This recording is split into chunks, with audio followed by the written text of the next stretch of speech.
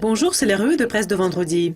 La banque d'investissement Citigroup provisionne 600 millions de dollars pour son risque juridique après de récents échanges avec des régulateurs.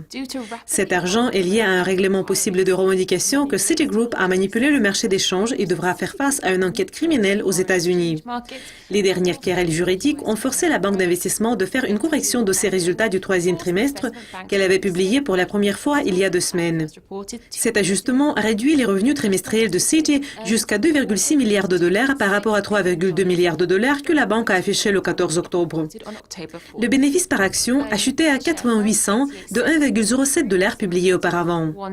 Citigroup n'a pas complètement expliqué ce que l'enquête a découvert. Il a dit qu'une firme juridique externe qui l'a engagé avait découvert une fraude dans l'activité des services de sécurité de sa filiale Banamex au Mexique. Cette enquête a découvert qu'on a commis la fraude estimée à 15 millions de dollars, qu'on a fourni des services de sécurité non autorisés à des tiers et qu'on a utilisé des écoutes téléphoniques. Plus de 25 traders, y compris Rohan Ramchandani de Citigroup, ont été licenciés, suspendus ou mis en congé depuis les accusations de manipulation de devises de référence parues l'année dernière.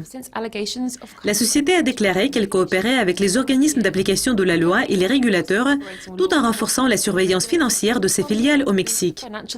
Citigroup est également parmi plusieurs banques qui font l'objet de l'enquête menée par les autorités américaines et européennes pour une éventuelle manipulation du marché des devises. Hier, Barclays a dit qu'elle avait provisionné 500 millions de livres sterling pour couvrir les coûts potentiels liés aux enquêtes sur la négociation en devises.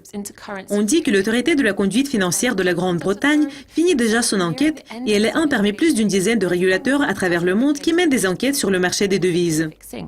Restez avec Dukascopy TV pour apprendre les dernières nouvelles. Mais pour le moment, au revoir.